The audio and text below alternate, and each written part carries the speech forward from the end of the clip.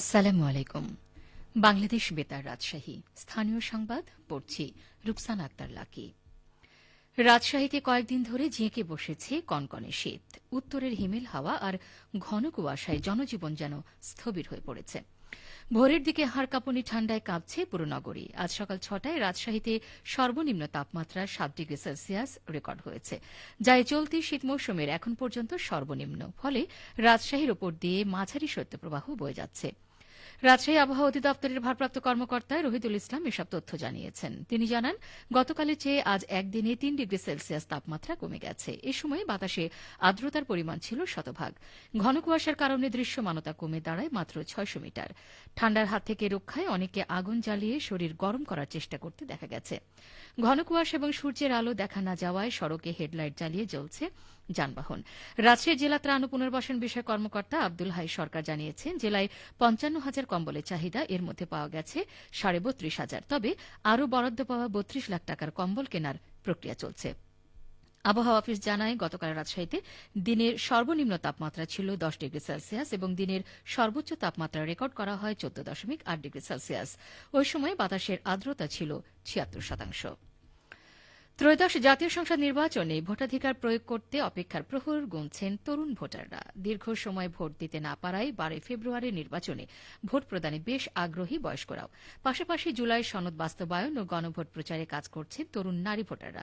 এ নিয়ে এখন শুনুন চাঁপাইনবাবগঞ্জ জেলা সংবাদদাতার বিশেষ প্রতিবেদন। জমে উঠেছে ভোটের মাঠ। আনুষ্ঠানিক প্রচারণা শুরু না হলেও তীব্র শীতে ভোটের মাঠ চষে বেড়াচ্ছেন প্রার্থীরা।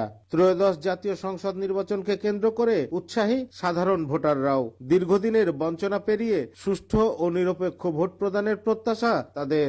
প্রচারণা মোটামুটি আমরা গণসংযোগ, যেটা নির্বাচন কমিশন অনুমোদিত পদ্ধতি অনুযায়ী করে যাচ্ছি। বিশাল কোনো আকারে এখনো, যেহেতু আমাদের প্রতীক বরাদ্দের আগে কোনো প্রচারণা ব্যাপকভাবে করা যাবে না, এজন্য সেটা দিকের দৃষ্টি রেখে আমরা রাষ্ট্রের প্রতি, আইনের প্রতি শ্রদ্ধা রেখেই আমরা আমাদের প্রচারণা চালিয়ে যাই। ভোট যেটা আসছে, ভোটটা আমাদের মনে হয়েছে খুব সুষ্ঠু, সুন্দর, ভালো হবে। বিগত দিনে এটা আপনারা ভোটের ভাবে দিতে পারেনি এবং আমরা সন্তুষ্ট যাইওনি ভোট দিতে ভাবে। সামনে যেভাবে পরিস্থিতি পরিবেশ তৈরি করছে, দিব, ভালোভাবে ভোট করব, এরকম একটা ইচ্ছা আমাদের। তরুণ ও নারী ভোটাররাও নিজেদের স্বাধীন মত প্রকাশের দিন ১২ ফেব্রুয়ারির প্রতীক্ষায় ক্ষণ গুনছেন। ছাত্র জনতার গণ অভ্যুত্থানের আকাঙ্ক্ষা এবং জুলাই সনদ সহ সংস্কার বাস্তবায়নে কাজ করছেন অনেক নতুন ভোটার। এমনটাই বলছিলেন তরুণ এই নারী।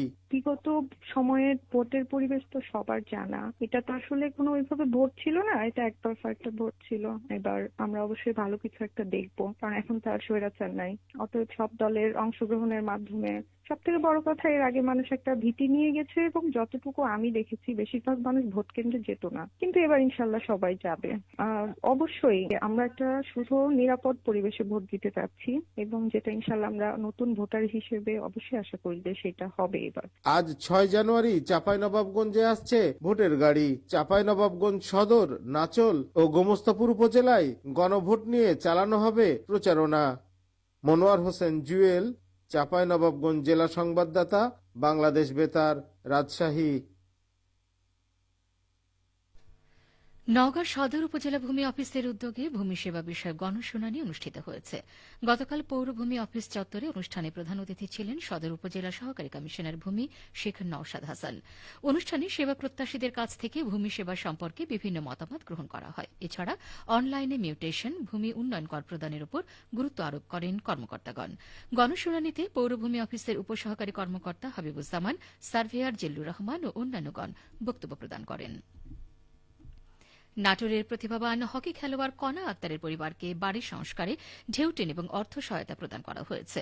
গতকাল বিকেলে বাগাতিপাড়া উপজেলা পরিষদ চত্বরে এসব হস্তান্তর করেন উপজেলা নির্বাহী অফিসার মোহাম্মদ আলাউদ্দিন। এ সময় তিনি বলেন, কণার মতো গুণী খেলোয়াড় আমাদের দেশের গর্ব।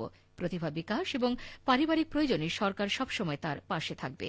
উপজেলা প্রকল্প বাস্তবায়ন কর্মকর্তা জিয়াউর রহমান জানান, হকি খেলোয়াড় কণার মায়ের নিকট ৩ বান্ডিল ঢেউটিন এবং ৯,০০০ টাকার চেক প্রদান করা হয়েছে। উল্লেখ্য, বাগাতিপাড়া উপজেলার বাসিন্দা কণা বিকেএসপির শিক্ষার্থী এবং ৩টি দেশে অনুষ্ঠিত আন্তর্জাতিক হকি টুর্নামেন্টে বাংলাদেশ দলের প্রতিনিধিত্ব করছেন।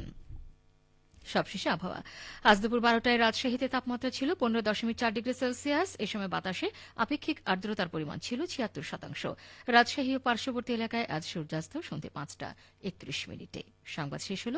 আমাদের পরবর্তী সংবাদ দুপুর 2:05।